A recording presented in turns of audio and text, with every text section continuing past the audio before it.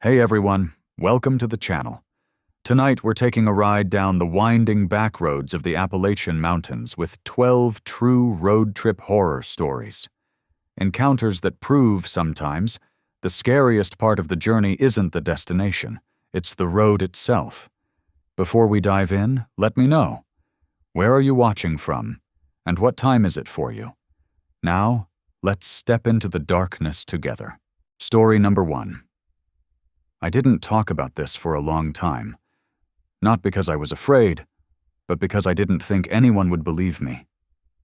Even now, I catch myself wondering if it happened the way I remember.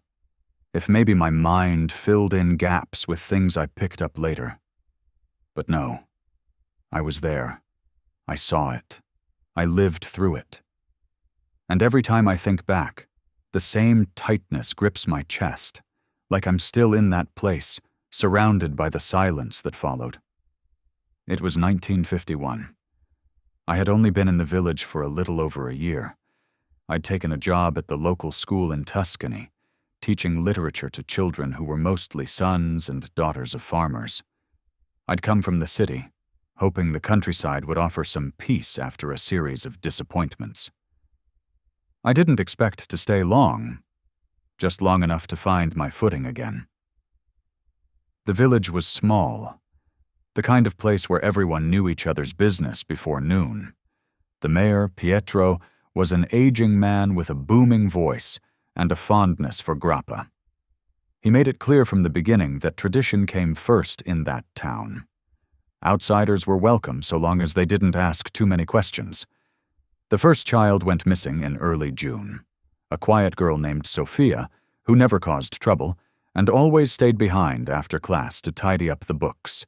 She simply didn't come home one evening. Then, a boy named Matteo. 2 days later. By the end of the week, 6 children were gone. I remember the sense of unease creeping in slowly, like mold. Parents started keeping their children home. No one spoke about the disappearances directly, but you could see it in their eyes. The dread, the suspicion. I visited the orchard almost by accident. It wasn't somewhere people usually went. The trees there were old, tangled, mostly left alone. The villagers said the soil wasn't right anymore, that the fruit came out bitter. But something pulled me there that afternoon.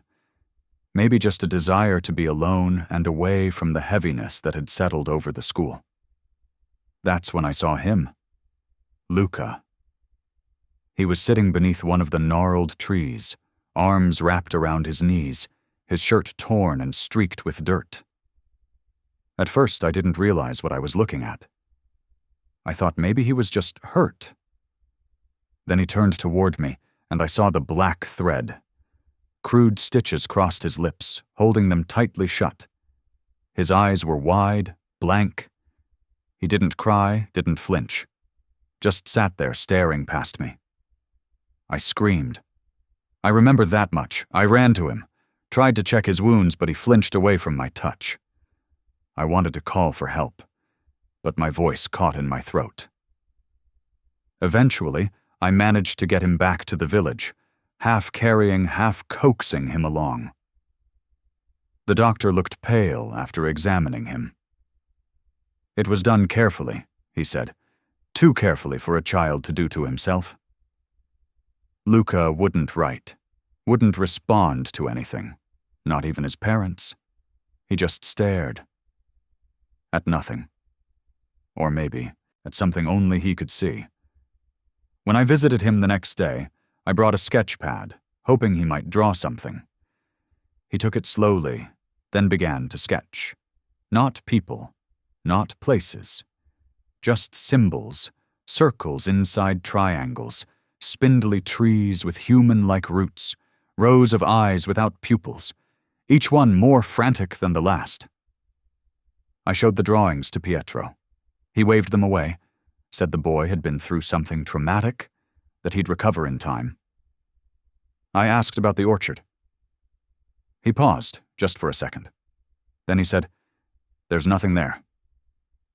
Don't go back, but I did. I returned that night with a lantern. The trees were quiet, and the ground felt soft under my shoes, like it had been freshly turned. I found 6 small mounds near the center of the orchard, like graves, each marked with a small bundle of twine and what looked like animal bones arranged in patterns. I dug one open. What I found wasn't a body, at least not all of one, just bits, fabric scraps, hair, teeth, nothing that made sense, but I knew it was real. I knew someone had done this. When I told Pietro, he looked at me with something close to pity. "Every few decades," he said, "the land needs to be reminded. We plant, we pray, and sometimes we pay. Not everyone believes anymore. But those who've been here long enough know what happens when we ignore the old ways." He said it so casually, like he was explaining crop rotation. I asked him if he'd known, if he'd let it happen. He didn't answer. He just walked away. That year, the harvest was unlike anything anyone remembered. Apples the size of melons, wheat tall as a man's shoulder. People whispered, sure, but they also smiled more. They drank wine made from the grapes that burst from the vines, and they praised the richness of the soil. But no one ate from the orchard. Even at the village feast, when fruit was piled high in baskets, not one piece from those trees was touched. I stayed for 2 more months. Luca never spoke again. Not a word. I visited often, but he never drew for me after that first week. Just sat quietly. Once, I saw him touching his lips, almost absently, like he was checking that the stitches were still there, even though they'd been removed long ago. One night, I left a letter of resignation on Pietro's desk and packed my things. No one asked me why. No one stopped me. I didn't say goodbye to Luca. I couldn't bring myself to. He had already lost too much. I've thought about that summer more times than I care to admit. I tried to tell someone once, a colleague at another school, years later, but I could tell she didn't believe me. I heard it in the way she said, "How awful," with that tight, polite smile people use when they think you're lying or deluded. But I know what I saw. I know what was done. And sometimes, late at night, I find myself drawing those symbols again. My hand remembers them before my mind does. Circles inside triangles, eyes without pupils, roots that look like fingers. I don't know if it was real in the way we usually define reality. But I know the land remembered. I know the town still thrives, even now, and I know that orchard still stands. Waiting. Before we jump into the next story, please like the video and subscribe to the channel. We really need your love and support. Story number 2. It started with a message from Sophia, my friend since college. She'd been traveling across Europe for her blog and had just arrived in Bruges. We hadn't talked in months, but then out of the blue, I got a voice note. Her voice was strained, distracted. She said she'd found an odd Airbnb. Cheap, but with perfect reviews, and she was sure there was a story behind it. Her last words stuck with me. "Katya, something's not right about the mirror here. It shows. Things." That was it. Nothing more, no location, no follow-up. She never posted again. I messaged her for days, then weeks. Her profile stayed active, but no replies. Eventually, her blog's subscribers started posting comments asking where she'd gone. I wasn't the only one worried. I went to Bruges a month later. It wasn't just about finding her. I needed answers. I told myself it was about closure, but I was already too deep before I even stepped off the train. I traced her last posts and managed to narrow down the Airbnb through a geotag she forgot to remove. The listing was no longer public, but with some digging, I found the owner, a man named Joris. I messaged him from a new account, said I was visiting alone and needed a quiet place to work. He responded within the hour. The flat was available. The place didn't look like much when I arrived. Small, modest, nothing alarming. Joris met me at the door. Tall, soft-spoken, probably in his 30s. Nothing about him screamed danger. He handed me the keys, showed me around quickly, and left. The flat had this eerie stillness to it. Not quiet, still, like everything had paused. But I'd stayed in plenty of creepy places while traveling. I pushed it aside. I looked through every drawer, every closet, every corner, half hoping I'd find a clue left behind by Sophia. But there was nothing. No journal, no charger, no strand of hair. It was clean to the point of sterile. Except for the mirror. It hung on the wall opposite the bed. Tall, old, with a tarnished frame. It didn't match the rest of the place. I didn't think much of it at first. That changed at night. I had trouble sleeping. Jet lag or nerves, probably both. I tossed around for hours. Around 3 a.m., I sat up and glanced at the mirror, expecting to see my own exhausted reflection. But the mirror was wrong.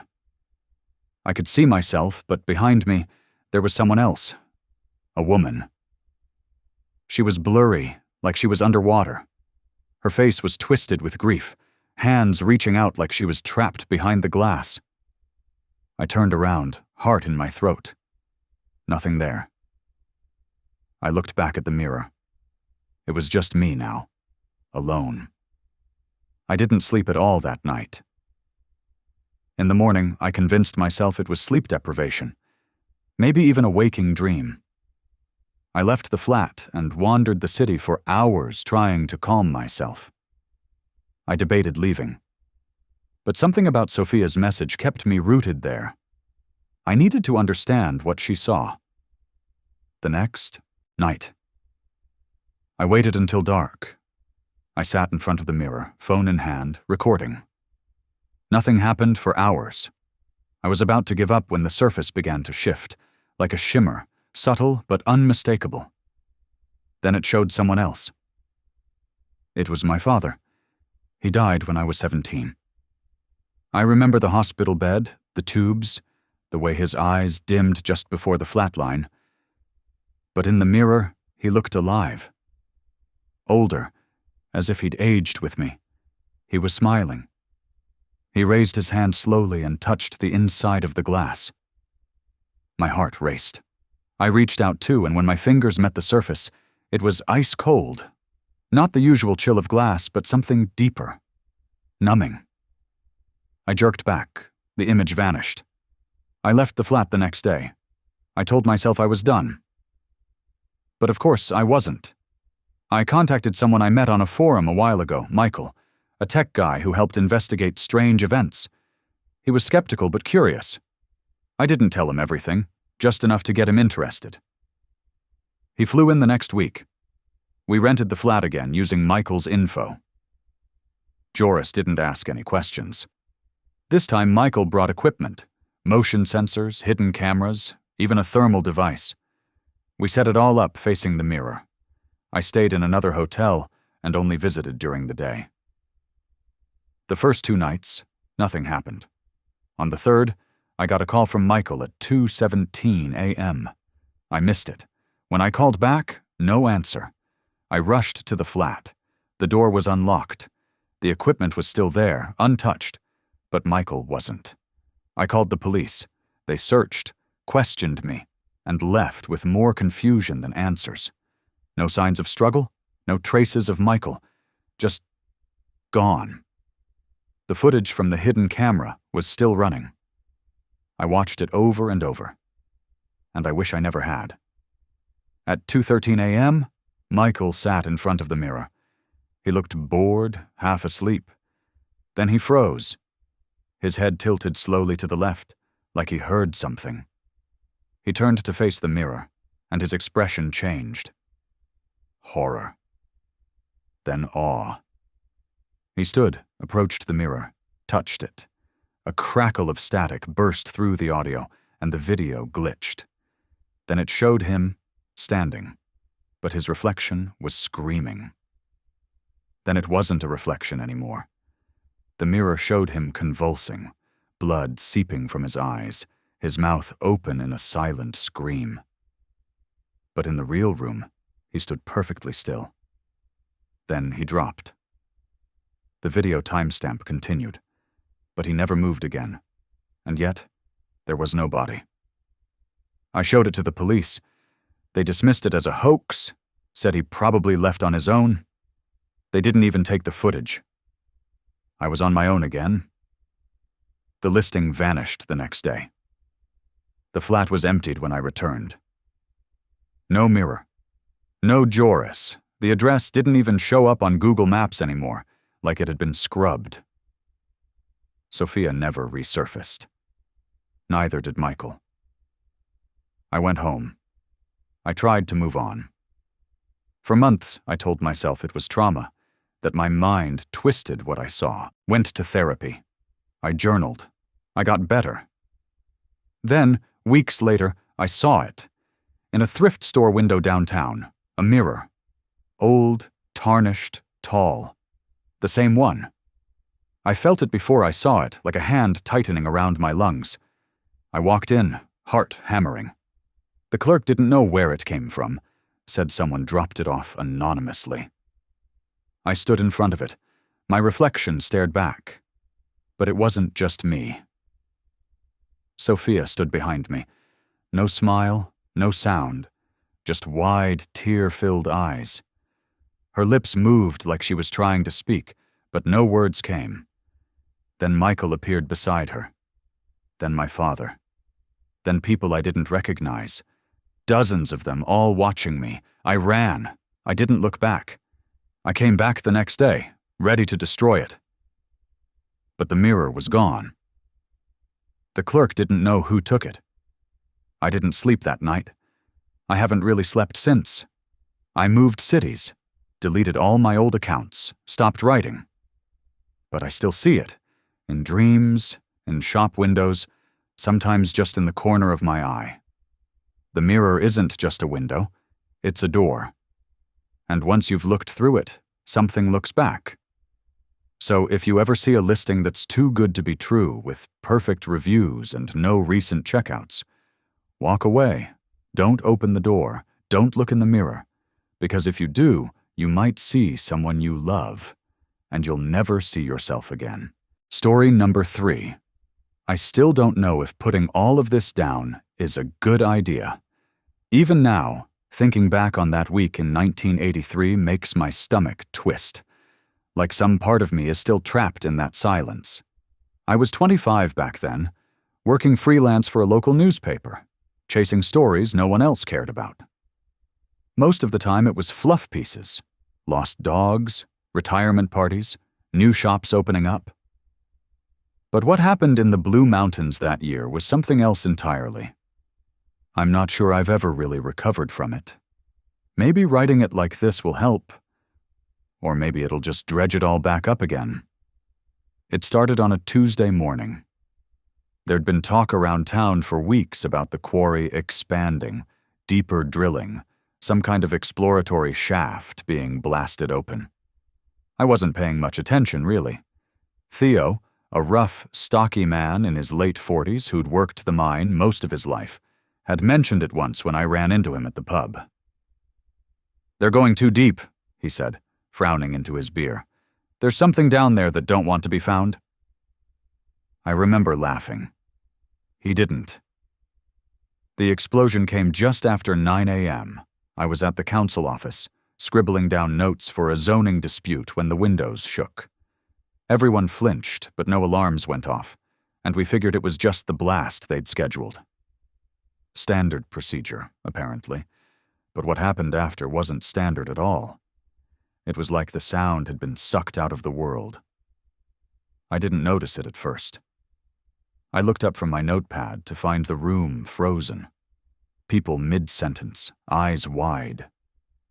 I opened my mouth to ask what was going on, but nothing came out. Not a whisper. I tried again, harder this time, and still. Nothing. One of the councilmen knocked over a chair. It hit the floor in absolute silence. It took about a minute for the panic to set in.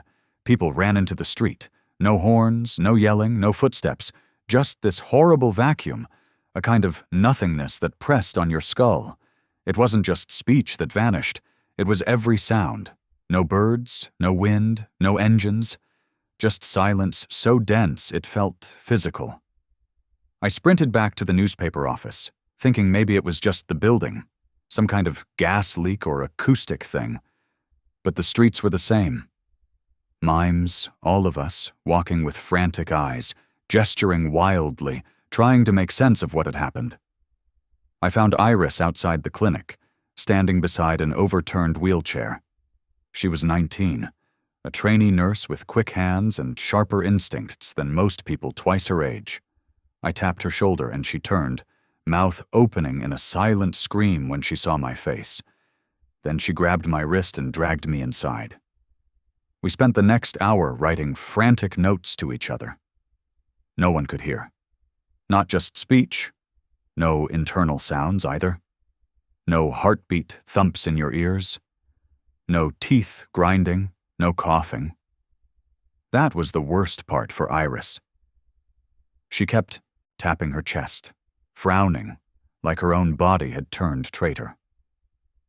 Eventually, she scribbled on a pad. There's a humming. In the pit. I didn't understand at first, but she repeated it, nodding. It's faint, but I can feel it like a vibration. It's only at the quarry. We went back the next morning. Or at least, I think it was morning. Time got slippery in that silence. People stopped going to work. Schools didn't open. Radios didn't broadcast. Phones didn't work. We were cut off, not just from each other, but from the world. There was no way to know if it was just us or something bigger. The only anchor I had was Iris, and eventually Theo. He found us at the edge of the quarry, gesturing wildly to keep us back. His face was gaunt, like he hadn't slept. He pointed down into the pit and then at his ears. Same deal. We all understood. Iris signaled for him to follow us. Back at the clinic, we used notepads again. Theo wrote, "It's always the same, every 80 years. 1,843, 1,903. Now, same blast, same silence. Then a week later, it's gone. But something stays." He pulled a yellowed notebook from his jacket and laid it on the table. Clippings, old records, scraps of handwriting and faded ink. He wasn't lying. There were reports of unexplained mass muteness in the area from 1903 and 1843. Similar circumstances. Some kind of mining event followed by silence. Back then, people called it a curse. No one ever explained it. Theo had been collecting for years. They always shut the quarry after, he wrote. But it opens again. Greed wins. Always does. I didn't want to believe him, but it was hard not to. Billy the skeptic was starting to crack. That night, Iris and I tried to sleep in the clinic. It was impossible. Without sound, the dark becomes something else. You can't hear if someone's in the room. You can't whisper for comfort. You lie there, staring at the ceiling, wondering if your breath will just stop. I remember waking to Iris shaking me, eyes wild. She pointed to the window, and I saw it too. A glow coming from the pit. Faint, purple-red, pulsing. She scribbled, "It's louder, the humming. I didn't hear it, obviously, but I felt something then, like my chest was echoing with something that didn't belong to me." We went back the next day. Theo was already there. He didn't try to stop us this time. Inside the quarry, the air felt wrong. Heavy, maybe. Electric. We climbed down the loose gravel slope to the edge of the new shaft. It was deeper than I expected, carved fast, like they'd hit something easy to dig. At the bottom was that glow, throbbing faintly like a heartbeat. I looked at Iris. She was frozen, lips parted. Then she stepped forward. Theo grabbed her arm and shook his head violently. He pointed to a page in his notebook. People disappeared before, every time. Don't go near it." We didn't. The next day, the silence started to lift, but not completely. A child's scream was heard by her mother. A dog barked once. A glass shattered with sound. It came in waves, flickers. That's when people really started panicking, because it meant the silence hadn't just broken us, it was leaving us changed. I tried to document everything. I filled pages with observations, accounts from others, scraps of theory from Theo. But I didn't publish it. Not then. People were too fragile. And honestly, I was scared. Theo kept repeating the same phrase on his notepad. "It will happen again." On the 7th day, sound returned fully. It was like someone had flipped a switch. Birds, cars, voices. The first real sound I heard was Iris laughing, and then crying. We all cried, I think. But Theo was gone. We found his truck by the quarry, engine cold. No note, no sign of a struggle, just a small strip of paper on the dashboard. Not again. The town shut the quarry down a week later. No ceremony, no press, just a quiet closure and a metal fence. I left the Blue Mountains a month after that. I submitted the story under a fake name, buried in the back pages of a fringe publication no one took seriously. I was terrified someone might believe it, or worse, that they wouldn't. Iris moved away, too. Last I heard, she was working in a remote clinic up north. We don't talk much. Maybe we remind each other too much of what we lived through. It's been over 40 years now. I still check the calendar every July, still get cold sweats when I think of that humming. I keep Theo's notebook in a locked drawer. Sometimes I take it out, just to make sure it's still there. Just to remember that I didn't imagine it. The next cycle is coming. 2063. I won't be around for it, but someone will. And I pray they listen. Story number 4. It started in late October, just after we moved into the farmhouse in Cork. We weren't looking for anything fancy, just something quiet where Liam and I could raise our newborn, Aiden. The city had become too loud, too fast. So when we found the listing, an old, secluded property just outside the village with plenty of land and space, it felt like fate.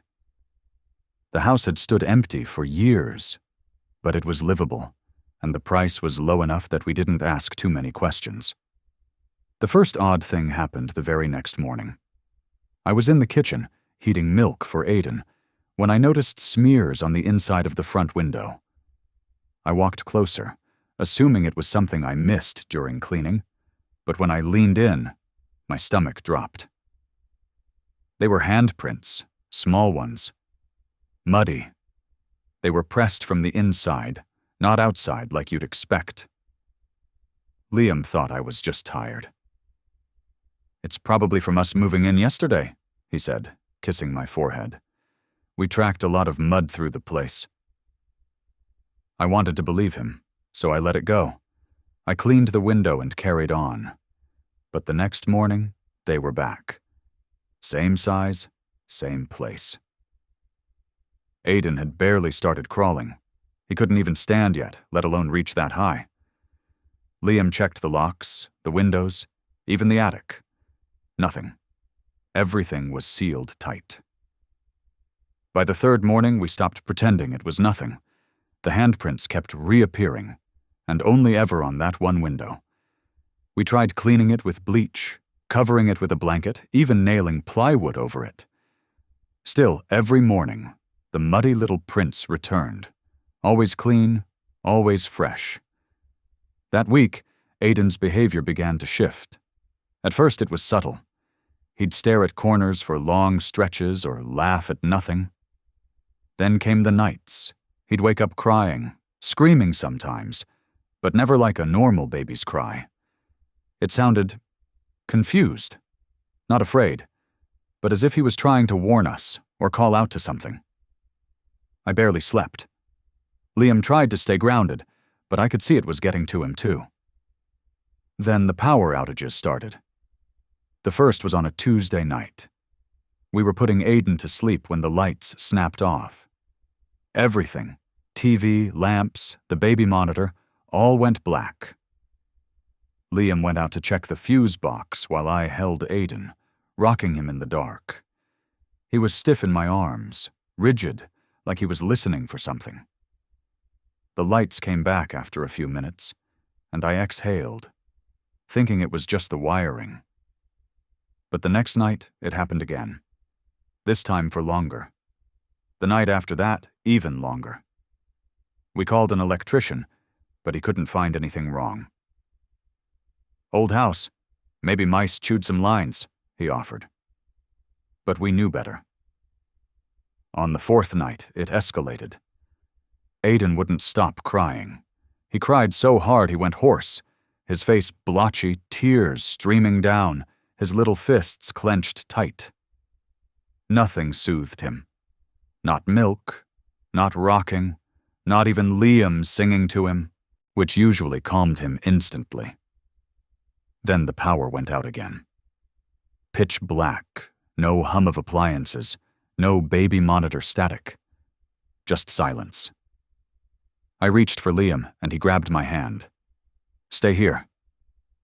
"I'll check the fuse." I clutched Aiden tighter and tried to calm my breathing. That's when I heard it. Movement. Not footsteps, not wind, just movement. Like someone brushing past fabric or dragging something lightly along the floorboards. It was close. I turned toward the nursery door, suddenly aware it was ajar. I had closed it before putting Aiden to sleep. I was sure of it. My skin prickled. Slowly, I stood up and pushed the door open. The crib was empty. I screamed. Liam came running back inside, flashlight in hand, but by the time he reached me, I was already on the floor, crying, screaming his name, repeating, "He's gone," over and over again. We tore the house apart. Every room, every cupboard, every crawl space. Nothing. Then Liam thought to check outside. I told him it didn't make sense. How could a baby who can't walk get outside in a blackout? But he was desperate. So was I. We ran into the yard, flashlight beams slicing through the heavy fog. And then we saw him, Aiden. He was lying on the cold grass about 30 feet from the house, just beyond the front gate. Still. Silent. We sprinted. I thought he was dead. I thought my son was dead. But when I scooped him up, he opened his eyes. Calm. Not scared. Almost tranquil. "Is he okay?" Liam gasped, touching his cheek. "I think so." "He's warm," I said, bewildered. Then we noticed the ground around him. Symbols, carved into the earth, shallow but deliberate. Circles, triangles, twisted patterns we didn't recognize. Some looked like spirals, others like birds or eyes. They weren't random. They formed a ring around him. Liam wanted to call the police. But what could we say? That our baby vanished from a locked crib during a blackout and reappeared outside, surrounded by symbols? They'd think we were insane. So we said nothing. That night, we didn't sleep. We sat with Aiden between us, holding his hands, watching him breathe.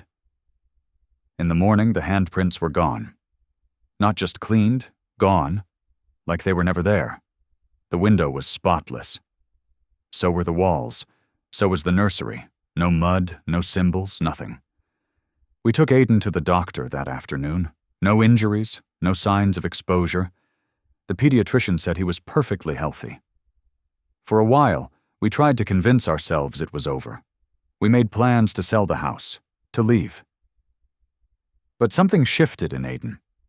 He didn't laugh as much. He stared more. His eyes followed things we couldn't see. Sometimes he'd hum a low tune, almost like a chant.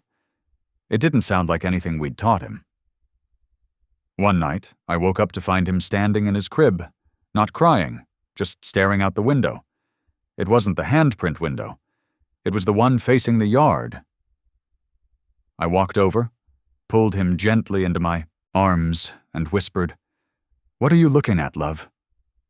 He didn't answer, but he smiled, slowly, and said something under his breath. I didn't understand it. It wasn't English or Gaelic. It didn't even sound like words. But it chilled me. Not because of what he said, but how he said it. Calm, assured, like he knew more than he should. We left the house 2 weeks later, sold it for half its value, moved back to Dublin. We didn't tell the buyers anything, and I still feel guilty about that. But I had to think of my family. It's been years now. Aidan's in school, smart, funny, kind. But there's a quietness to him. He doesn't like being touched when he's sleeping. He hates the dark. And sometimes, in his drawings, I see the symbols again. Not exact, but close. I asked him once where he learned them. He shrugged. "They told me," he said. "Who?" He just smiled. And I never asked again. Story number 5. I never used to believe in anything supernatural. I'm a practical guy. Or I used to be. I fixed things for a living. VCRs, televisions, camcorders, old tape decks, whatever people brought into my workshop in Invercargill. It was 1988, and I'd been running my repair shop, Howard's TV service, for 7 years. Mostly elderly folks came in, clinging to their dusty gear, asking me to bring it back to life. It was a quiet, small-town job, and I liked it that way. Everything changed on a Tuesday morning in April. I remember it because the shop was nearly empty, and I was finally catching up on the backlog. I'd just finished repairing a Ferguson VCR, stubborn little machine. And I was about to test it using an unlabeled tape from the junk drawer, the kind of pile every repair guy keeps around. I slipped the tape in, pressed play, and waited for the static to clear. The image was shaky at first. Just noise. But then faint outlines began to shape, like a hallway in someone's house. It was black and white, grainy, like an old security feed, except this wasn't a security tape. The angle was too deliberate. Someone was filming. A woman walked into frame, long dark hair, barefoot. She looked around, cautious. Behind her, a figure emerged, masked, gloved, and with a heavy wrench struck her from behind. She dropped like a sack of flour. The tape ended abruptly, just static after that. I remember blinking, my heart thudding in my chest. My first thought was that someone had recorded a scene from a horror film. But I knew tapes. I could tell when something was staged. This wasn't. The way the woman flinched at small noises, the way she glanced over her shoulder. She wasn't acting. And the sound? There were no musical cues, no effects. Just a raw, ambient sound. The kind you don't notice unless it's real. I told myself it was some weird art project, maybe a university student experimenting with realism. But something in my gut twisted. I rewound the tape and played it again. Same thing. Same brutal hit. I noted the furniture. A striped couch, a round wooden clock on the wall, a narrow bookshelf with a potted plant, all painfully ordinary. Familiar. That night, I couldn't sleep. I kept seeing her fall, the way her body crumpled, the way the camera didn't flinch. 2 days later, I saw it on the news. Local woman murdered in her home. The photo they showed was grainy, taken from a driver's license, but it was her. The same woman from the tape. Her name was Janice Kirk, lived on the east side, bludgeoned to death in her home. No suspects. I couldn't breathe. I went cold all over. I called the police the next morning. Detective Phil Conroy came to the shop. Tall, quiet, tired eyes. He watched the tape with me, arms crossed, lips pursed. When it ended, he looked at me in a way that made my stomach churn. "You're saying this was recorded before the murder?" he asked. "Yes," said. 2 days before, I swear to you. And where'd you get the tape? I explained, pulled from the junk drawer, unlabeled, probably brought in with one of the broken decks. He took the tape and left. 3 days later, they brought me in for questioning. Not formally arrested, but it might as well have been. They searched my shop, my home, even my garage, took every unlabeled tape I had. Detective Conroy was different this time, harder, suspicious. You understand how this looks, he said. I didn't do anything. I told you, I just played the tape. No prints on the tape. No idea where it came from.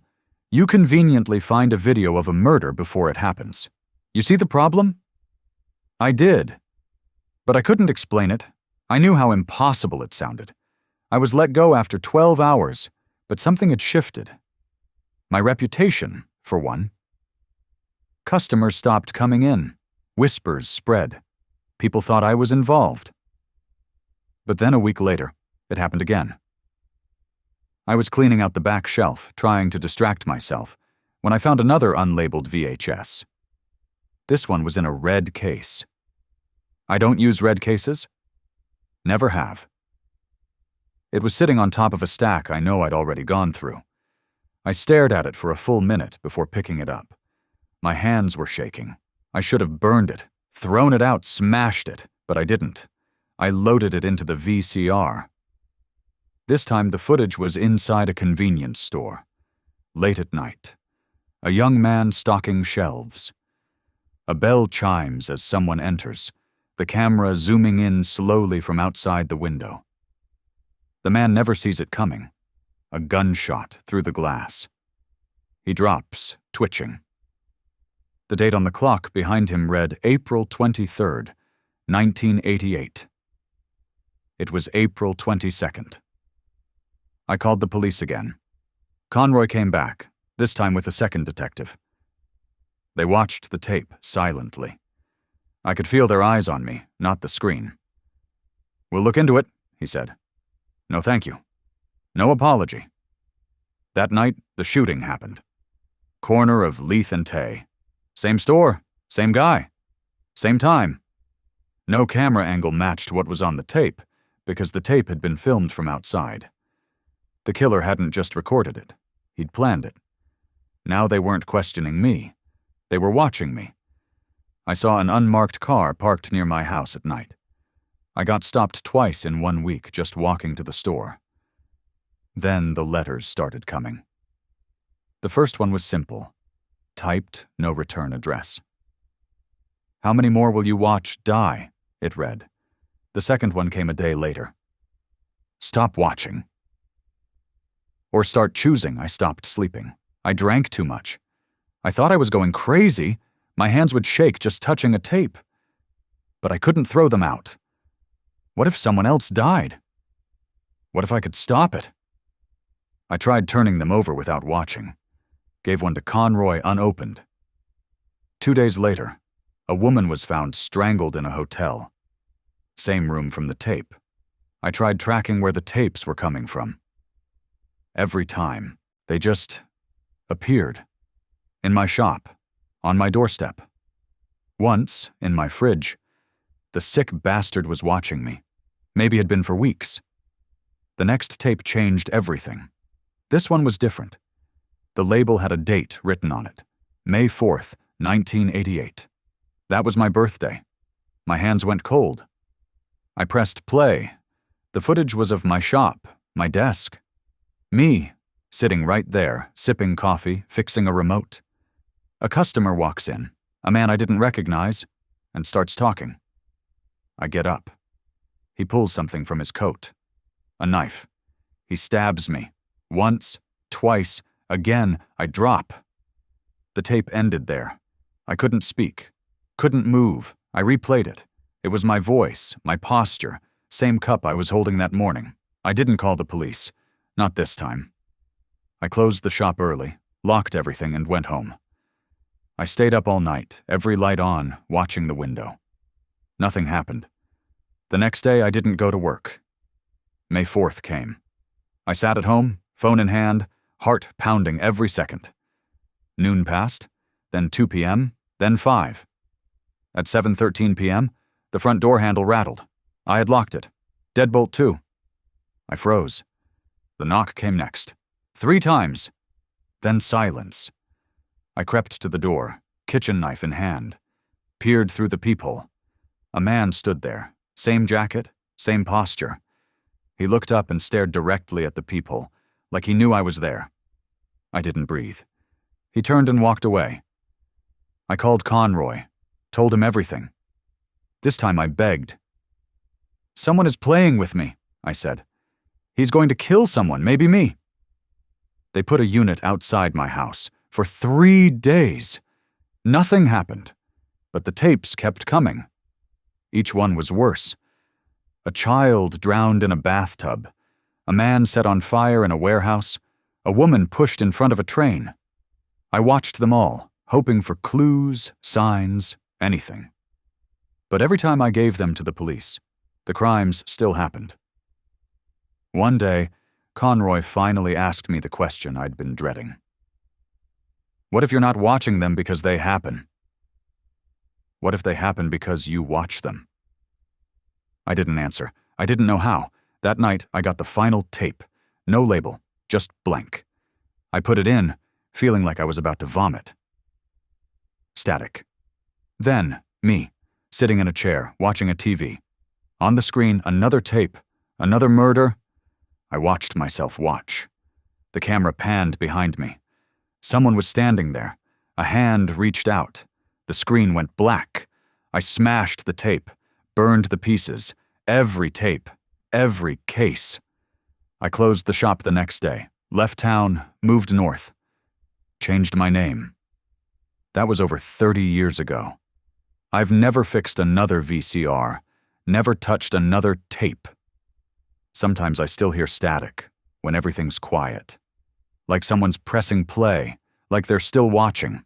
Which story setting scared you the most? Let me know in the comments. Story number 6. I never believed in anything paranormal.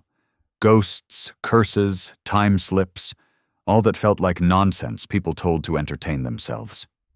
I'm a restoration architect by profession, trained to see buildings as systems and structures, not vessels of mystery.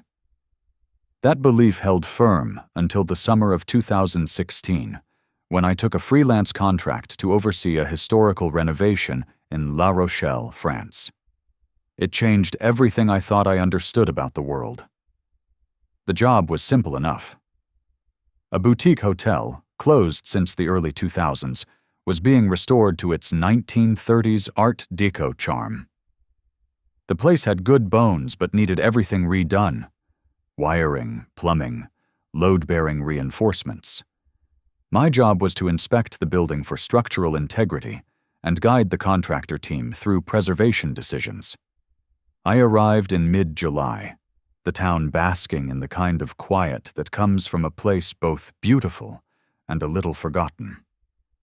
The hotel sat 3 blocks from the coast, tucked into an old row of stone buildings, its facade worn but proud. For the first few weeks, everything went smoothly. It wasn't until we got to the West Wing, specifically the former servant quarters on the 2nd floor, that things began to feel off. It wasn't anything dramatic, just a smell. That's how it started. A kind of dry, dusty odor mixed with something older, like books that had been left to rot in an attic. But there weren't any books there, just plaster walls, wood lath, and old insulation. On a Thursday morning, I walked in to find one of the workers, Christophe, standing near the wall, frowning at a bulge in the plaster. He tapped it and turned to me. "This part doesn't sound right," he said. "It's hollow, but not like the others. And it's sealed cleaner." I ran my fingers across the wall. He was right. The seams were sharper, more intentional. Someone had rebuilt this section deliberately, and it didn't match the original construction. I authorized a partial removal. Christophe began chipping away the plaster carefully, layer by layer, and I stood beside him with a flashlight, watching dust plume into the air. When the hole opened wide enough, he stopped, staring inside. I asked what he saw, but he didn't respond. I leaned in and immediately recoiled. At first, I couldn't make sense of what I was seeing. It looked like a mannequin. A man. Young, maybe late 20s, wedged upright inside the wall cavity. His skin was pale, leathery, eyes sunken, mouth slightly open. But what stood out was the uniform. An old hotel bellboy outfit, deep red, brass buttons tarnished with time. He looked perfectly preserved, almost too perfect. Christophe backed away, muttering something under his breath, and called the police. We halted all work in the West Wing. The authorities arrived within the hour, and a forensic team took over. They exhumed the body with surgical precision. No ID, no wallet. But what shocked everyone wasn't just the preservation. It was what they found on his left wrist, a digital wristwatch. Not a modern smartwatch, but the kind from the 1960s. Metal band, square face, a basic LED screen. The coroner said the battery had long since died, but the date etched on the back read 1962. I sat with the police during questioning. I told them what I knew, which wasn't much. The site had been closed for over a decade, but this particular wall looked like it had been sealed for much longer. An officer brought out an old staff registry from the 1940s, recovered from city archives. One name stood out. Émile Lefebvre, a bellboy who disappeared in 1943 during the German occupation. His photo matched the corpse almost perfectly, down to the slight gap in his front teeth. The police were baffled. No signs of trauma, no indication of foul play. The wall had been sealed with methods consistent with the 1940s, but that watch, it didn't exist during the war. It had no business being on his wrist. The official cause of death was inconclusive. They said it was likely asphyxiation or entombment, but there was no proof. His lungs had dried out, nothing left to analyze. After the body was removed, I wanted to leave. I really did. But something held me there. Maybe it was professional pride, or maybe it was just that unsettling itch of an unfinished story. I couldn't shake the thought that something wasn't adding up. The next week, I gained access to the hotel's sub-basement. It was mostly storage. Old wine racks, rusted pipes, debris. But tucked behind a loose panel, I found a locked iron box. It wasn't even hidden well. Just forgotten. I pried it open and found a handful of photographs, some journals, and a set of brass hotel keys. One photo in particular turned my stomach. It was a group shot of hotel staff, dated 1942. Émile was in it. So was the manager, a man named Augustin Renault. But what chilled me was another figure. An unfamiliar man in the back, eyes wide, mouth smiling just a little too much. His uniform didn't match the others. He wore a slim suit, oddly modern-looking, and he too wore a digital watch. I took the photo to a historian who specialized in World War II-era France. She confirmed the suit style wasn't from the 40s, more like mid-century American. And no digital watches existed in Europe at that time. She thought maybe it was an error or a doctored photo, but the ink, the paper, it all checked out as authentic. That night, I stayed in one of the refurbished rooms, reluctantly. Around 3 a.m., I woke to the sound of footsteps in the hallway, heavy, slow, deliberate. I opened the door and saw nothing. But as I turned back inside, I noticed my watch, analog, silver, had stopped. The hands frozen at 3:12. I thought it was a coincidence until I checked my phone. It read 3:12 a.m. too. The next day, I confronted the project coordinator. I asked if anyone had reported strange occurrences. She hesitated, then admitted some workers refused to enter the West Wing after dark. They said they heard voices, whispers in a language they didn't recognize. One man claimed he saw a figure standing in the hall mirror, someone dressed like an old-fashioned bellboy, but when he turned around, no one was there. I should have left then. But I didn't. I told myself I was being ridiculous. The next discovery came purely by accident. We were removing floorboards in the dining area when we found a hidden compartment under the staircase. Inside was a journal, wrapped in oilskin. It belonged to Augustin Renault, the hotel manager from the 40s. The last entry was dated July 11th, 1943. He came again tonight. The man with the glowing wrist. He says a meal must serve, that the time is not right. I told him to leave us be, but he laughed. He said the boy would wait in silence, wait until the world had changed. I sealed the wall this morning. I pray for forgiveness. The entry confirmed what I feared. Renault had sealed Emile inside that wall. But what haunted me was the mention of the man with the glowing wrist, that damned digital watch, the same one I saw in the photo, the same kind Emile was wearing. I left the job 2 days later, filed my reports, sent everything to the local archives, and tried to move on. But even now, years later, I can't forget what happened. Sometimes, at night, I still wake at exactly 3:12 a.m. My watch stops for no reason. Once, I found a photo tucked under my pillow, one I never printed. It was that same staff photo from 1942, only this time I was in it. Standing beside Emile, wearing my modern clothes, looking terrified. I don't tell many people this story. It sounds like madness. But I swear to you, it happened. That hotel, that wall, that man in the photo, they were real. And sometimes, when the world feels just a little too quiet, I wonder if time is really as solid as we believe. Or if some cracks run deeper than we can ever understand. Story number 7. I've never been the type to talk about strange things. I've always considered myself grounded, practical.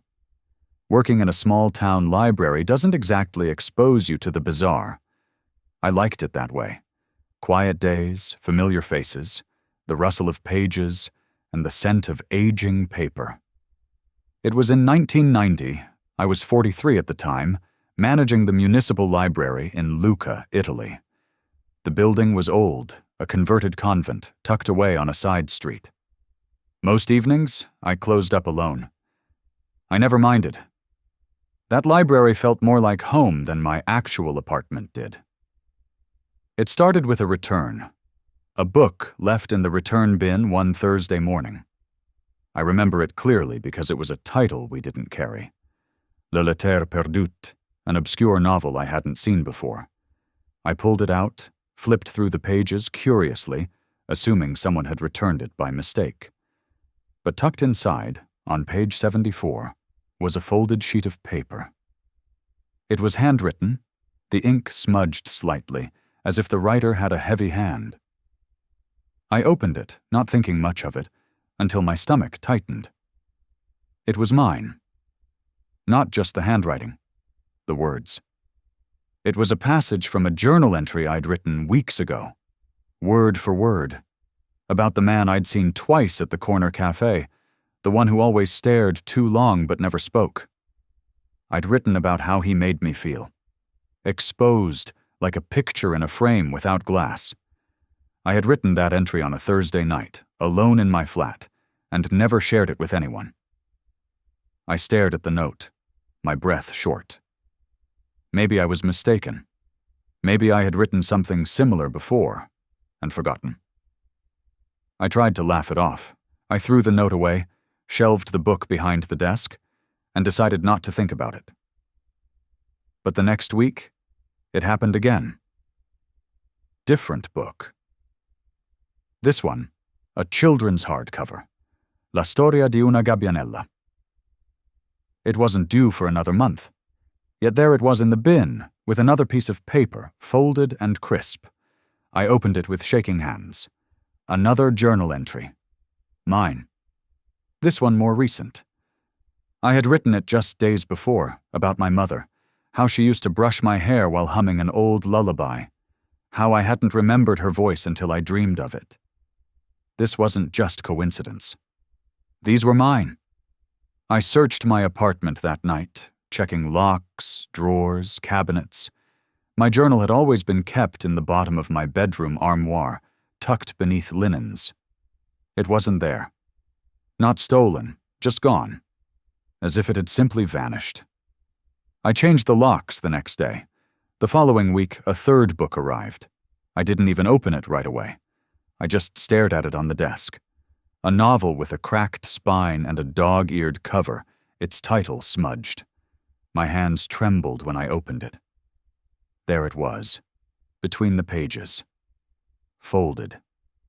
Crisp red ink this time.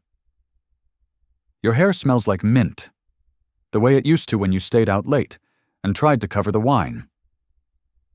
That wasn't from my journal. It was a memory. A real memory. But one I'd never written down. One only I would know. That night, I sat in my living room with every light on, clutching a knife from the kitchen. I didn't sleep. I didn't even blink. Every creak in the walls felt like someone breathing behind me. The next morning, I handed the books over to the police. The officer, young, distracted, took a few notes, nodded kindly, and said he'd look into it. But I knew they wouldn't. There was no crime, no threat, just words on paper. Still, they let me install a camera near the return bin. 3 nights passed. Then, on Monday morning, another book appeared. I grabbed it without touching anything else, raced to the camera footage and rewound the tape. Nothing. No one. The tape jumped from 2:03 a.m. to 2:06 a.m. The book simply appeared between those frames. There was no break in the feed. Just a hole, a missing moment. I stopped sleeping altogether after that. I tried to carry on with my days as usual, but even the familiar faces at the library became distorted in my mind. I'd glance up from the desk and think, for just a second, that someone had moved closer than before, that someone had blinked and their eyes stayed closed too long. Another week, another book. This time no note inside, just one underlined sentence in red. You know I've been patient. That night I broke down. I cried so hard I couldn't breathe. I couldn't scream. I just sat curled on my bathroom floor until morning came. I didn't go to the library the next day. But the books kept coming. Even when I wasn't there. Even when I shut the library for a few days and pretended to travel out of town, they came. I returned to find 3 new ones in the bin, each one with more handwriting. Red ink, always red. The tone had changed, from observation to possession. You sleep in the same position every night. You cry without sound. I like that. You looked at the window for 3 minutes last night. I was already gone. The final straw wasn't a note. It was my journal, returned in full. The blue leather cover intact, with all my entries. Every page copied in red ink, handwritten, not photocopied, and placed inside books throughout the return bin. My entire life, my thoughts, scattered like bookmarks. I don't know what terrified me more, the invasion of my privacy or the implication of devotion it carried. I moved out that week. I quit my job. The library was handed off to a younger woman who knew nothing of what had happened. I didn't explain it to her. I couldn't. For a few months, things were quiet. Until one evening, I received a package at my new address. No return label. Inside was a book, Le Lettre Perdue, the same one as the first. I picked it up with gloved hands, heart thudding like a drum. This time, there was no note. Just one line, underlined in red on the last page of the book. You were never meant to leave the story. That's when I understood. It wasn't about the library. It was about me. About the narrative of my life being watched, written, replayed. Someone, or something, had cast me as their story. And stories don't get to choose their readers. They are read, over and over, until the last word. I burned the book that night. I've moved twice since then. No forwarding address, no online presence. I keep my thoughts in my head now, not on paper. And yet, even as I speak this to you, part of me wonders, what if this too ends up in red ink? Story number 8. I used to walk the same route every evening, from the diner where I worked part-time to the community college in Ensenada. My classes started at 7, so I usually had about an hour to grab a snack, walk a few blocks, and take my time. It wasn't a fancy neighborhood, but it wasn't dangerous either. People knew each other. You could nod at someone on the street and expect a nod back, that kind of place. The first time I noticed him, I didn't think much of it. He was standing by a lamppost near the old bakery that had been shut for months. Mid-30s, maybe, dressed like someone who blended in. Jeans, loose jacket, a baseball cap. What caught my eye was how still he stood. Like a statue, not looking at anything in particular, just waiting. I passed him, and as I did, I glanced sideways. He wasn't looking at me, but something about his presence felt out of place, not threatening, just wrong. The second time, 2 days later, he was in the exact same spot, same jacket, same cap. This time he was holding a newspaper, not reading it, just holding it at his side. I looked directly at him when I walked past. Still no eye contact. I kept walking and didn't look back. But the sensation lingered, like walking through a spiderweb and still feeling it cling to your skin long after it's gone. Over the next week, I saw him 4 more times. Always in that same spot, always around the same time. He never approached me, never spoke. He never followed, not that I could tell. But he was always there, standing like he'd been waiting for hours, even though he looked fresh, like he'd just stepped outside. I told myself it was coincidence. Maybe he lived nearby. Maybe he was waiting for someone. Maybe he was homeless and the lamppost was just his regular place. But each day it became harder to believe that. There was something too deliberate about it, too exact. One Thursday evening, I had a headache and decided to skip class. I left the diner, took a different route home, cutting through some back streets, trying to shake the thought of him out of my mind. I hadn't seen him that day, and I figured maybe it was over. Maybe whoever he was, he'd moved on. I stopped at the corner store near my apartment to buy some aspirin and a bottle of water. When I stepped back out onto the street, there he was. Not by the bakery, not down the road, but right across from the store. Just standing there, still holding that same newspaper. And this time, he was looking directly at me. We locked eyes for what felt like a full minute. I was frozen. My hands were trembling so badly I dropped the water. It cracked open on the sidewalk. He didn't move, didn't blink, just stared. I turned and walked quickly toward my building, trying not to run, trying not to panic. I could feel his eyes burning into my back the whole way. That night, I didn't sleep. I kept my lights off and watched from my window. I couldn't see the street directly, but every little sound made my chest tighten. I double-checked every lock twice. When I finally drifted off, I dreamed I was walking that same street over and over, but the buildings were gone, and the only thing left was him, standing at every turn, watching me. I decided not to go to school the next day. I called in sick to the diner too. I needed space to think. Maybe he wasn't dangerous. Maybe I was making it bigger in my head. But why would he be there again if I wasn't following the same path?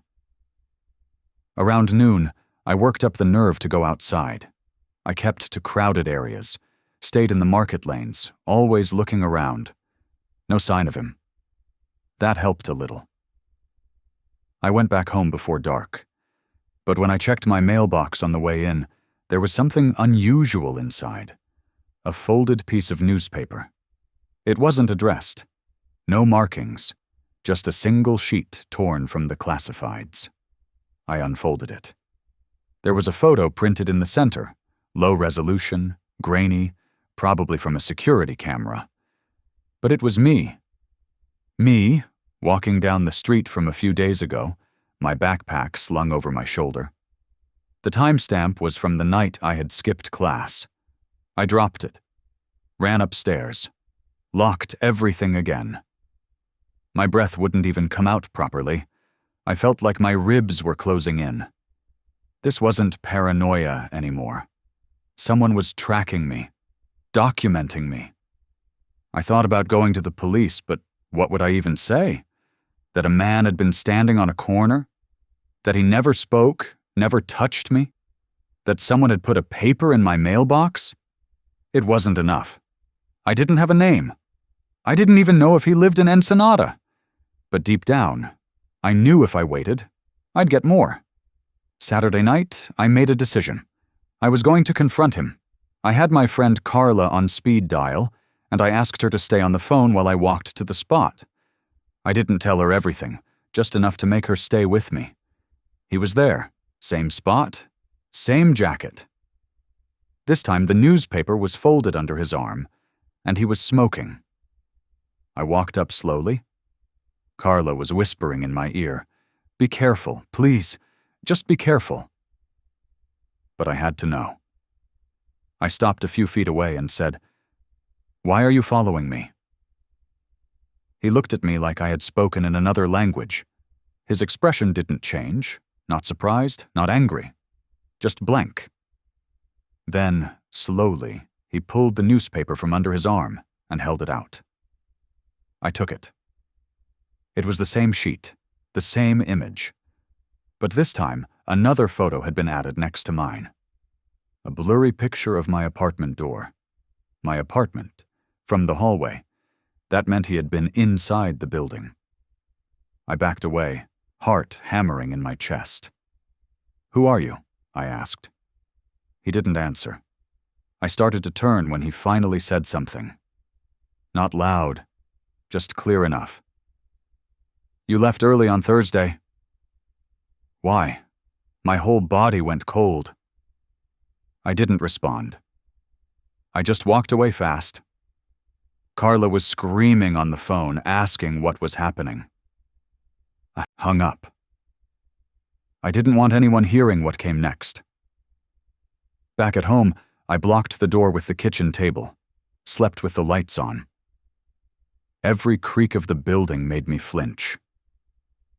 The next morning I packed my bags. I called my cousin who lived in Tecate and told her I needed to stay for a while. She didn't ask too many questions. I left everything behind. I didn't even check the mailbox again. I stayed in Tecate for 3 weeks. During that time, I never checked my phone, never went near my email. I didn't know what I was afraid of exactly. It wasn't like he could track me through the signal. But I felt like every connection to my old life was a thread he could pull on. When I finally returned, it was only to gather my things and move to another part of the city. My lease was ending anyway. The landlord didn't say anything, but the doorman told me someone had been coming by at night while I was gone, always asking for me by name, always silent when turned away. The police eventually got involved, only after I reported everything, with the photos as evidence. They said they'd keep a lookout. But by then, the man was gone, like he'd never existed. No prints on the paper, no footage from the building cameras. Nothing. It's been years since that happened. I've moved twice, changed jobs, changed routines. But every once in a while, I'll be walking down a street I've never been on before, and I'll feel it.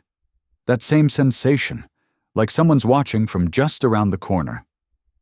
And sometimes, I'll glance at a discarded newspaper lying on a bench or blowing across the street, and I'll wonder if I should check the photos inside, just in case. Story number 9. I was 17 when it happened, old enough to think I had some grasp of the world, but still young enough to believe I was untouchable.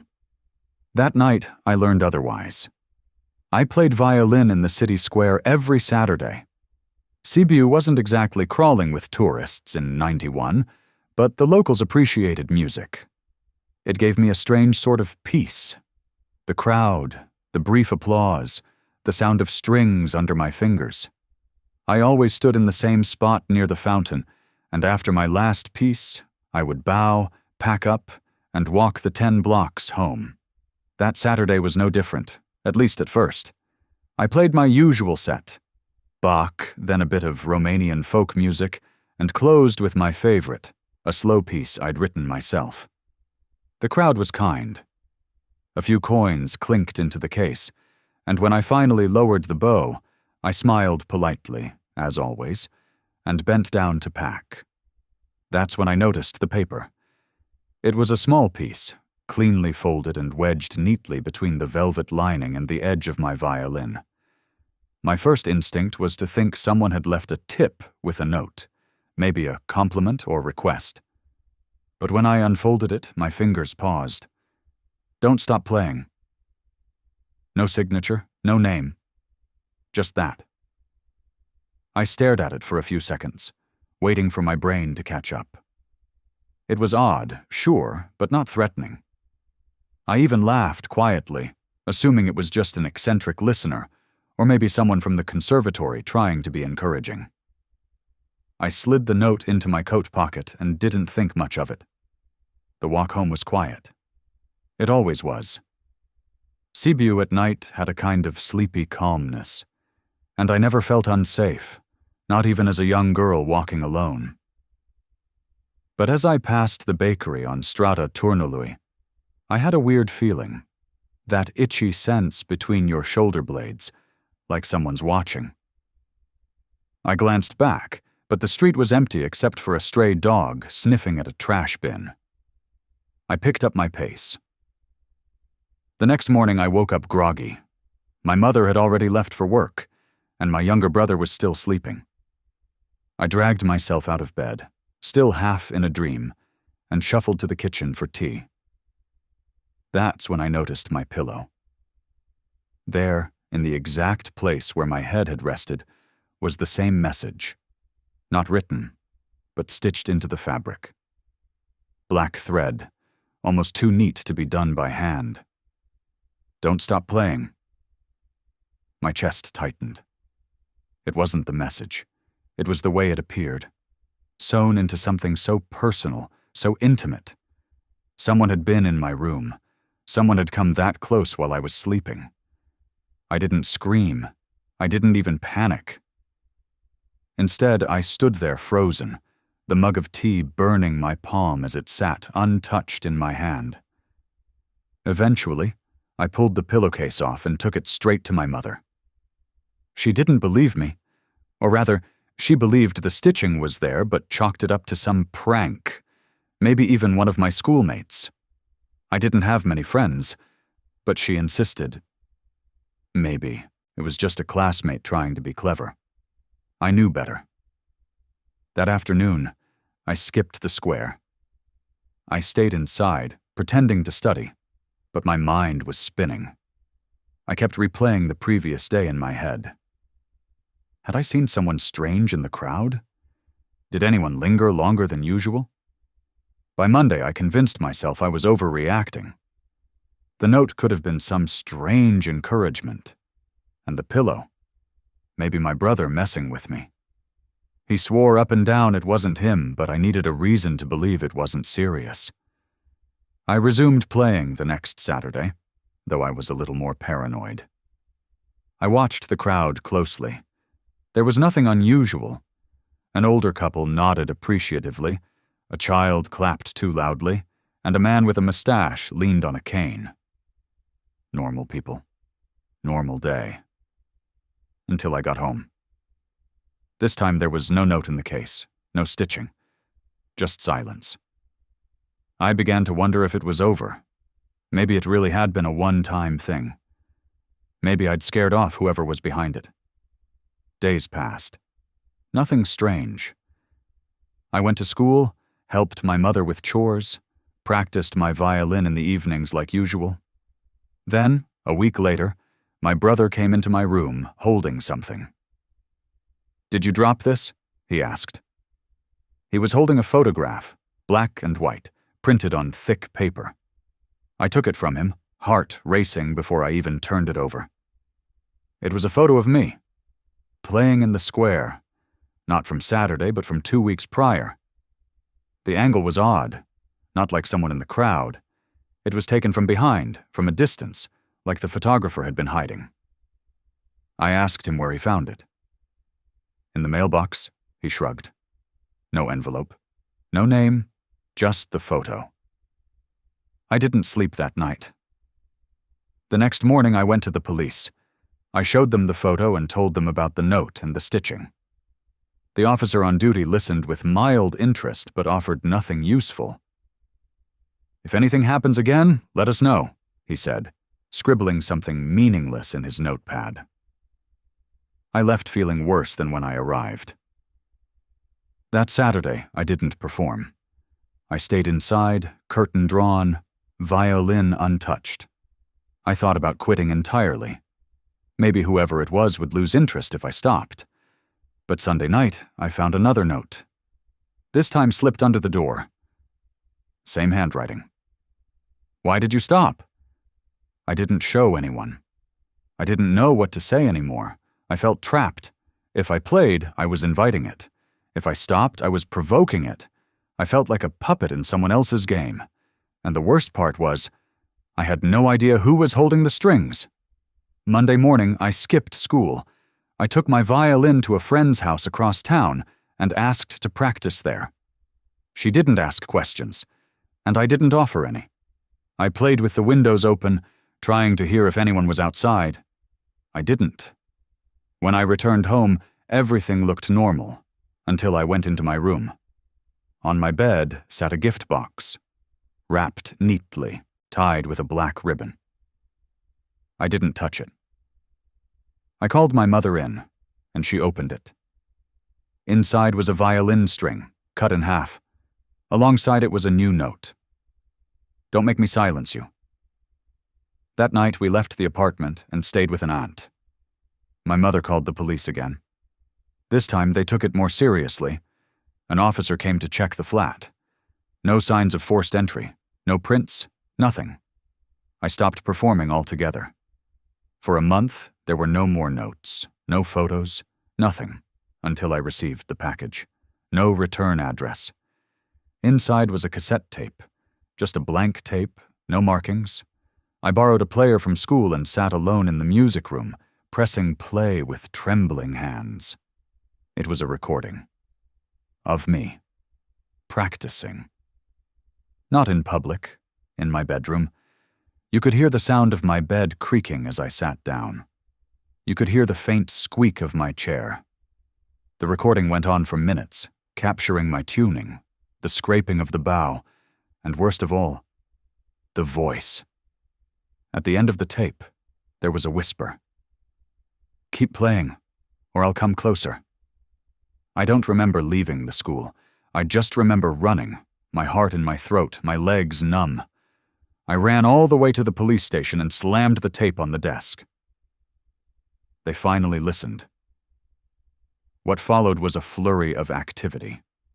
Our apartment was searched again. This time they found a tiny pinhole camera lodged into the vent above my bed. It had wires running into the wall. Someone had been watching me for weeks, maybe months. They traced the wiring to a storage unit 2 floors below, rented under a false name.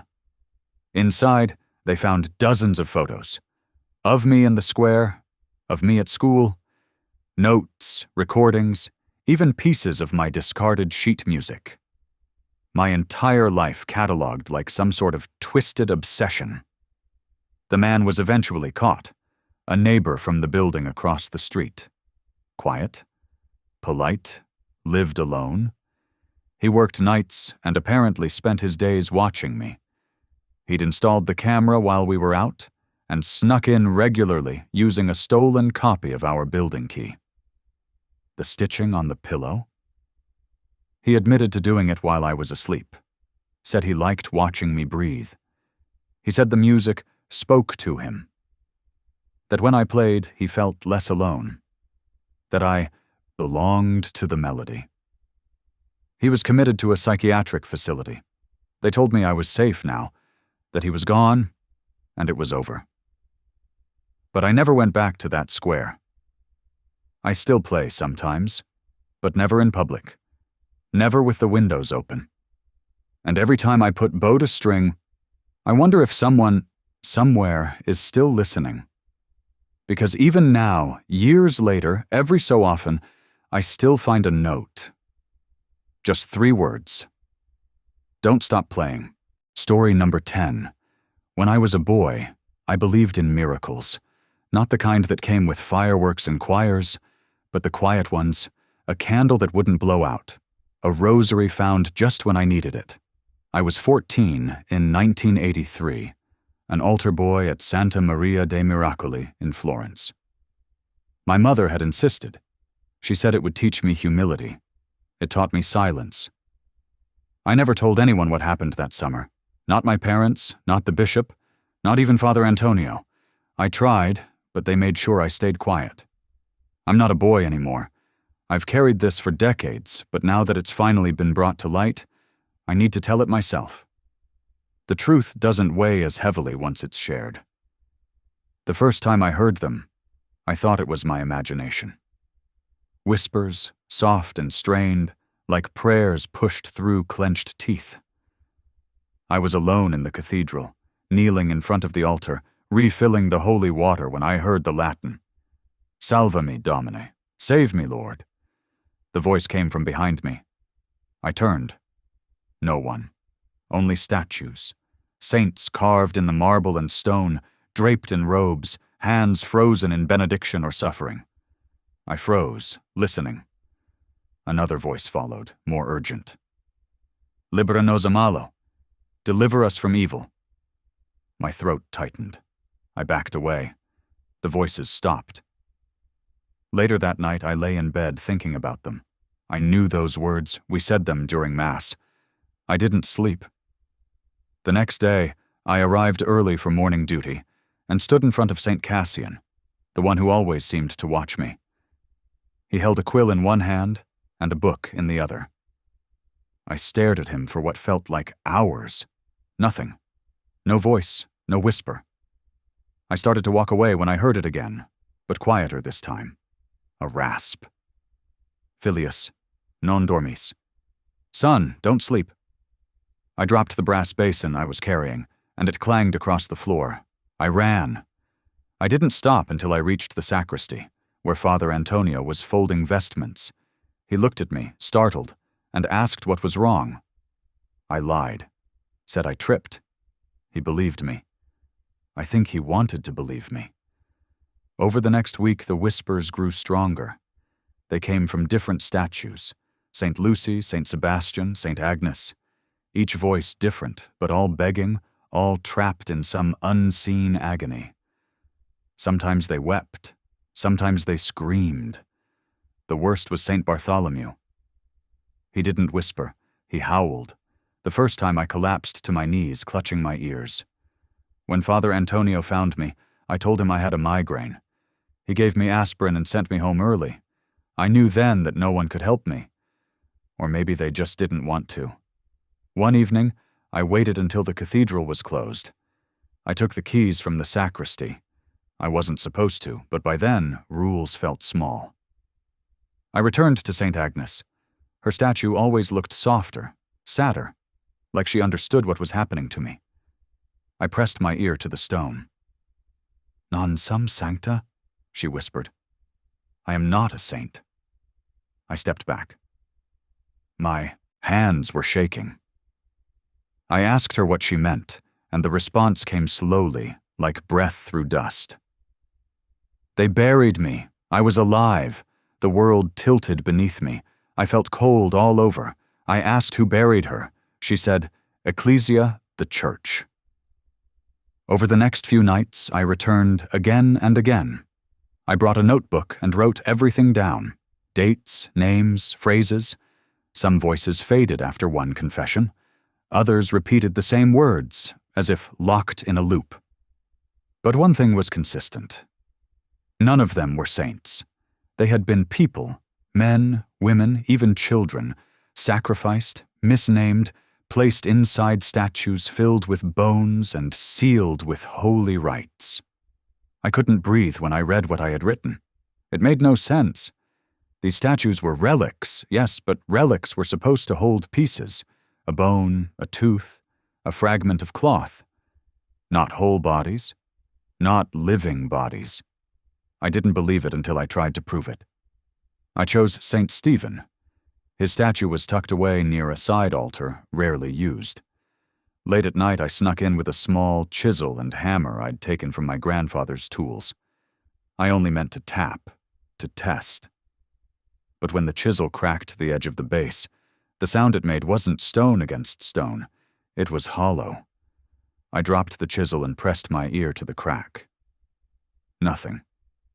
And then, per caritatem, oxid me, for mercy's sake, kill me. I fell back. My limbs were jelly. My heart beat so fast I thought I might pass out. But I didn't run. I pried a little more. When the edge gave way, I saw it. Not marble, not dust. A sliver of bone, smooth and yellowed. Human. I threw up in the corner. I don't remember walking home.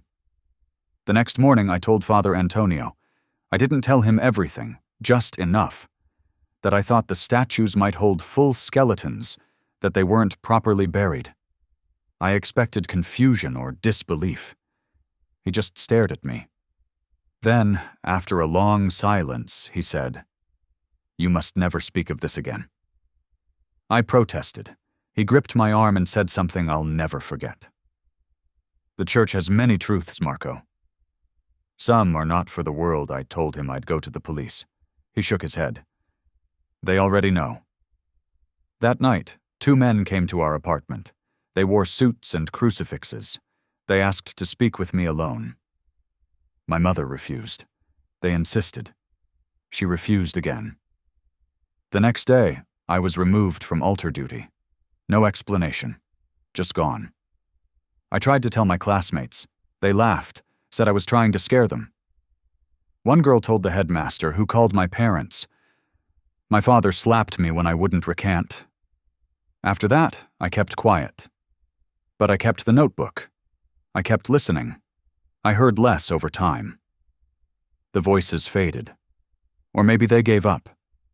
But I didn't stop writing. I documented everything I'd heard, every name, every plea, every confession. I started researching the martyrs, cross-referencing what I heard with old church records, books from the archive, any information I could get. The deeper I dug, the more inconsistencies I found. Names that didn't match, dates that didn't add up. Saints canonized on shaky grounds, relics moved during war, bodies misplaced or never verified. In 1985, we moved away. My father said it was for work. I think it was because of me. I locked the notebook in a box and buried it in the garden. I thought I was done with it. But I never forgot. Never stopped dreaming about it. The whispers haunted me, even when they stopped. When I turned 20, I dug up the notebook and sent it, anonymously, to a journalist in Milan who had written about Vatican corruption. I never heard back. I assumed it had been intercepted or ignored. 35 years passed. I became a teacher, married, had children. I never returned to Florence. Then, in 2021, I saw it. A headline. Whispers in Stone.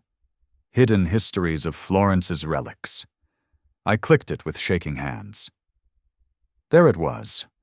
My words, my handwriting, photographed. The journalist had kept the notebook all that time, waiting for corroboration.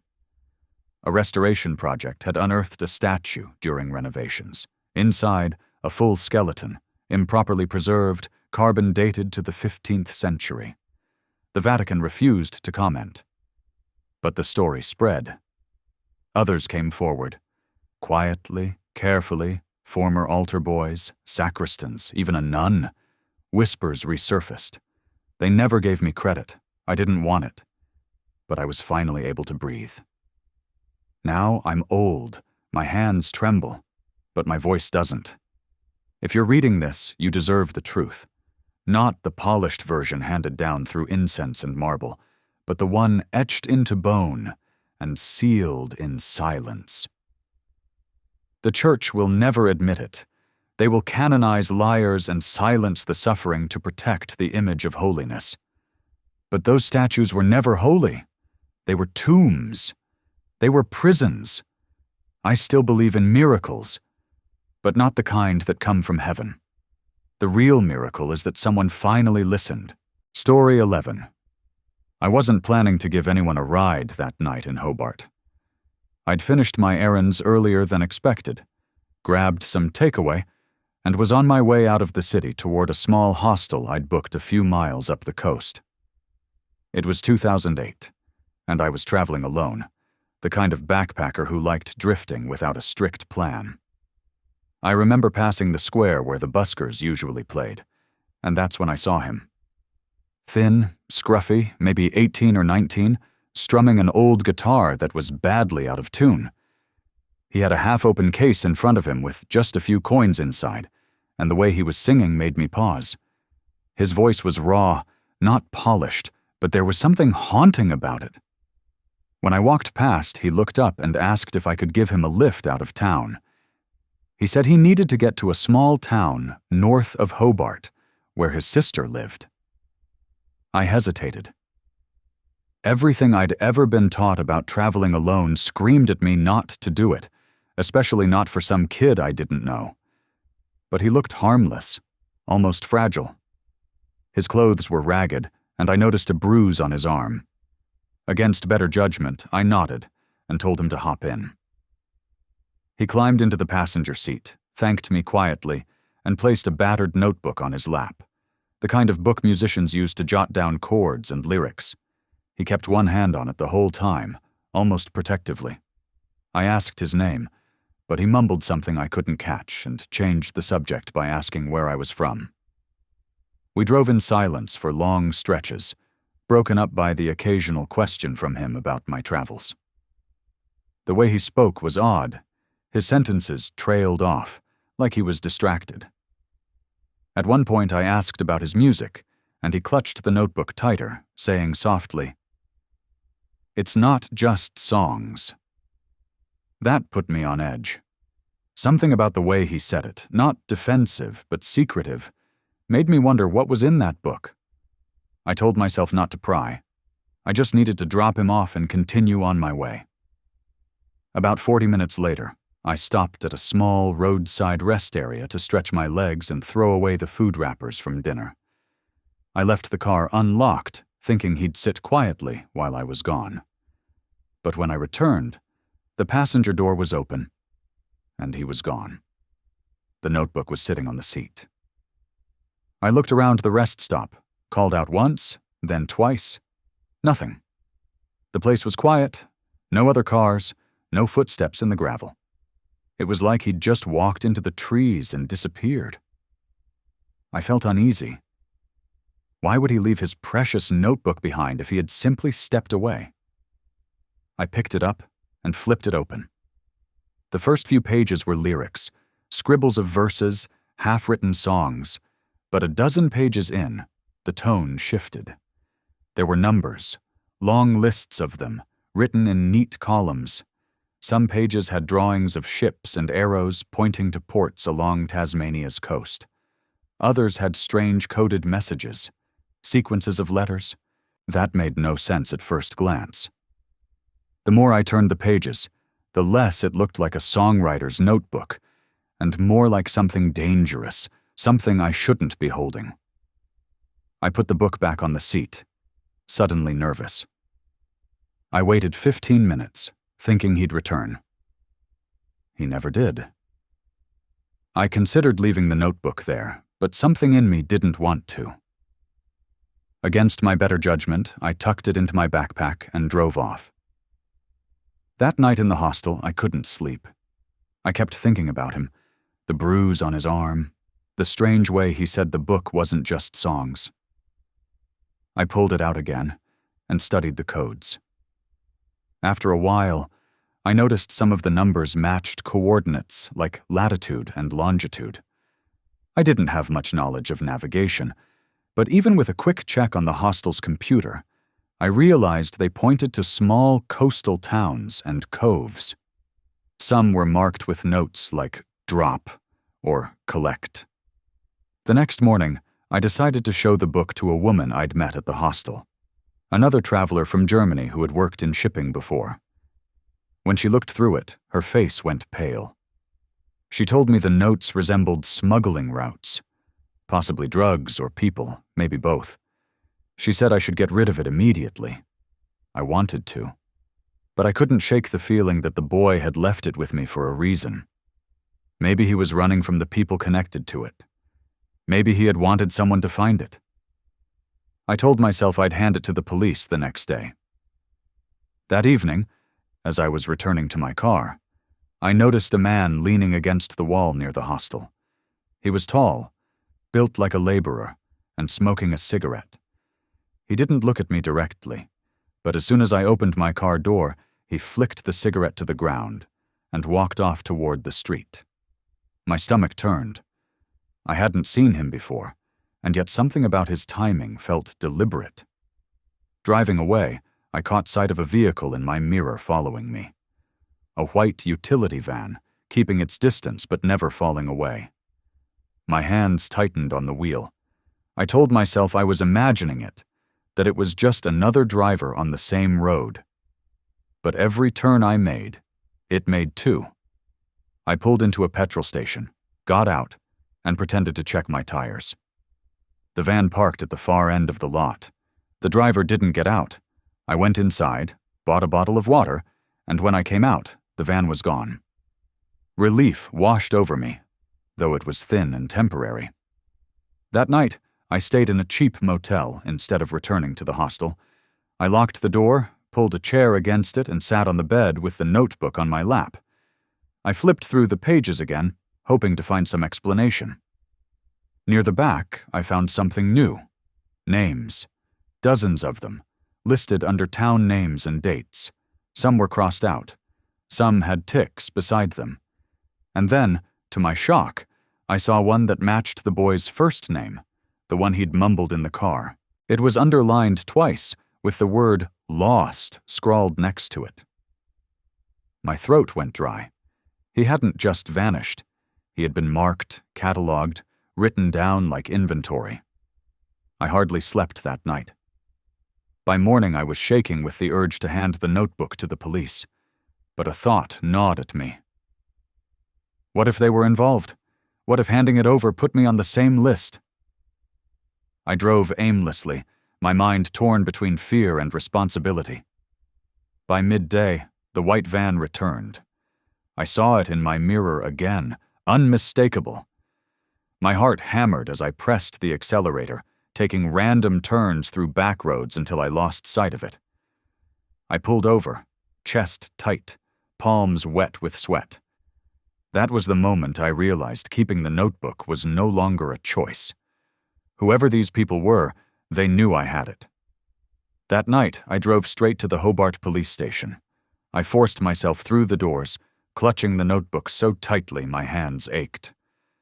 I told the officer on duty everything. Picking up the boy, his disappearance, the codes, the van.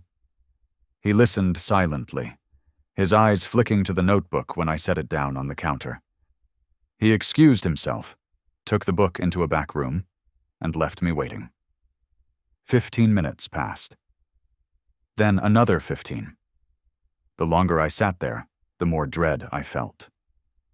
Finally, another officer came out, not the same man, and told me they'd keep the book for investigation. He gave me a short, clipped thank you, and said I was free to go. Free. The word felt wrong. As I walked back to my car, I couldn't shake the feeling of eyes on me. That night, I left Hobart, and didn't stop until I was hours away. In the months that followed, I checked the news constantly, searching for mention of smuggling rings being broken or bodies found along the coast. Nothing appeared. No reports, no arrests, nothing that could connect to what I'd handed over. The boy's face haunted me. His voice, the way he said it wasn't just songs, it all came back in flashes. I never saw anything in the papers about him either, not even a missing person report. Years later, when I look back, the memory still gnaws at me. I know what I saw in that notebook.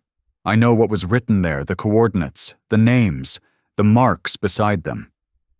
I know the van wasn't just coincidence, but what I'll never know is what happened to the boy. Did he mean to leave the book with me? Or was it a mistake? Did he survive? Or was he already marked for disappearance the moment he stepped into my car? I like to think he chose me, that he wanted someone, anyone, to carry his secret far enough that it couldn't be erased. Maybe the police buried it. Maybe the network was too powerful to touch. But at least I can tell this story. At least his name isn't just a word underlined twice in a hidden notebook. Even now, when I hear a guitar on the street, I find myself turning to look, half expecting to see him. But there's only ever some stranger, strumming their own songs, unaware of the one boy who vanished and left behind a book that should never have existed. And that's why I don't stop for hitchhikers anymore. Not because of danger, but because of the memory of him sitting in my car, clutching that notebook like it was his whole life. I carried it for only 2 days, and it nearly consumed me. He carried it for God knows how long, and it cost him everything. Story 12. Story number 8. I was 13 when I found the map. At that age, I didn't think much about consequences, and I certainly didn't think about fear the way I do now. Back then, fear was a quick jolt in the chest when someone shouted at me, or the empty ache in my stomach when I went to bed without food. Living in an orphanage outside Pokhara, most of my days were built around routine. Chores, classes, and endless waiting for a future no one could promise me. But that day, everything shifted, and I've never forgotten it, no matter how much I've tried. I had been wandering near the bus park, watching tourists shuffle around with their cameras, when I noticed the abandoned car. It was parked near the edge of the lot, dusty, the back door slightly open. Curiosity pulled me closer. Inside, there wasn't much. Empty bottles, a torn guidebook, and a folded piece of paper wedged between the seat cushions. I tugged it free and realized it was a hand-drawn map, not like the tourist maps sold in the stalls, but one marked with strange lines and tiny symbols I couldn't understand. I knew enough English to make out the faint words, Old Tunnel and Crossing Point. At first I thought it was some kind of treasure map, and my heart raced with the idea of finding something valuable, something that could change my life. I stuffed it into my pocket and ran back toward the hills, where the roads gave way to narrow paths and silence. Following the map wasn't easy. I had to compare landmarks, guess at the crooked lines, and backtrack more than once. Still, the idea of hidden places pulled me forward. When I finally found the spot marked with a star, I felt a rush of triumph. It was a crack in the hillside, hidden behind overgrowth. At first glance, it looked like nothing. But when I pushed past, I saw it opened into a rough tunnel, just big enough for someone to slip through. The smell inside was sharp and earthy, and the darkness pressed close around me. I didn't have a flashlight, but I lit a match from a box I'd stolen from the orphanage kitchen. The flame flickered, throwing weak light ahead. The tunnel seemed to stretch on forever. I should have turned back, but my stubbornness pushed me forward. I imagined gold, old relics, maybe even a place to hide from the world that never wanted me. I must have walked 10 minutes before I saw the first sign that this place wasn't abandoned. A wooden crate, cracked and half open, sat against the wall. Inside were cigarette packs, wrapped in foreign labels I didn't recognize. My first thought was that it belonged to smugglers, but I didn't fully grasp what that meant at 13. All I knew was that I had stumbled into something secret, something that didn't feel safe. I turned to leave, but then I heard voices echoing down the tunnel. My stomach dropped. I scrambled behind the crate, crouching low, barely breathing. The match had burned out, and now I was blind in the dark, relying only on my ears. The voices grew louder, men speaking Nepali mixed with words I didn't understand. They were dragging something heavy, boxes maybe, and laughing in a way that made my skin crawl. They stopped not far from where I hid. One of them struck a lighter, and in that dim flame I caught glimpses of their faces. Hard eyes, rough features, men who looked like they belonged to danger. They set down their loads, talking about shipments and police and money. I didn't understand every word, but I understood enough. They were moving things illegally through these tunnels. Then one of them said something that froze me. He mentioned a boy spotted near the bus park earlier that day. A boy who looked like he didn't belong, hanging around where he shouldn't. My blood went cold. They were talking about me. I pressed my hands over my mouth, praying they wouldn't think to look behind the crates. My heart pounded so hard I was sure they'd hear it. Minutes passed like hours before they finally moved deeper into the tunnel, carrying their cargo. When the echoes of their voices faded, I forced myself to move, every instinct screaming to run. I crawled out of the tunnel, tearing my arms on the rough stone, and burst into the daylight, gasping like I'd been drowning. I should have left it alone then, burned the map, pretended it had never happened. But something in me wouldn't let go. I wanted to know more. Maybe it was childish curiosity, or maybe it was the hunger for something bigger than my small life. But the next day, I returned. This time I waited until evening. The map showed more tunnels, branching routes, symbols I hadn't explored. I brought a stolen flashlight and crept back in. My hands shook the whole time, but I pushed forward, deeper than before. That's when I found the second chamber. It wasn't just crates this time, it was people. At first I thought they were travelers resting in the dark, but as my eyes adjusted I realized they were tied, gagged, their faces hollow with fear. There were 3 of them. 2 men and a woman. One of the men locked eyes with me, his look desperate, pleading. I panicked, fumbling to step back, but the scrape of my shoe on the stone echoed louder than thunder. One of the captives groaned, and in that instant I knew I wasn't alone. The smugglers came fast, their voices sharp, their footsteps like hammer blows in the tunnel. I killed the flashlight and pressed myself against the wall, but it was too late. A hand clamped around my arm, fingers digging into my flesh. One of the men snarled at me, dragging me into the light of his torch. I'll never forget his face, the scar across his cheek, the cold satisfaction in his eyes when he saw how young I was. He asked me who I was, why I was there. I stammered, begged, tried to say I was lost. They didn't believe me. Another man searched my pockets and pulled out the map. They looked at it, then at me, their anger turning to something darker. "You shouldn't have seen this," one of them muttered. They argued in low tones, deciding what to do with me. My chest heaved, tears burning my eyes, but I held them back. Crying wouldn't save me. Then, in a twist I couldn't have predicted, one of the men said to leave me. "He's just a kid," he argued. "Scaring him is enough." "He won't talk," But the scarred man disagreed. He said children were dangerous because children talked. His hand tightened on my arm, and I thought that was the end. Then, from deeper in the tunnel, a sound echoed.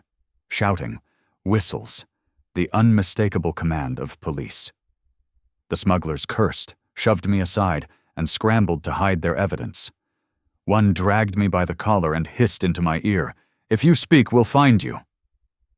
Then they vanished into a side passage I hadn't noticed before, leaving me shaking on the ground. The police stormed in minutes later, torches blinding me.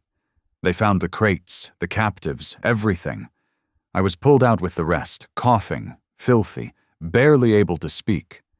When they asked me how I got there, I told them about the map, the car, the tunnels.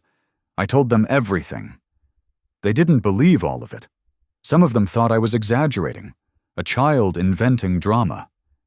But the captives confirmed the smugglers, and the crates spoke for themselves.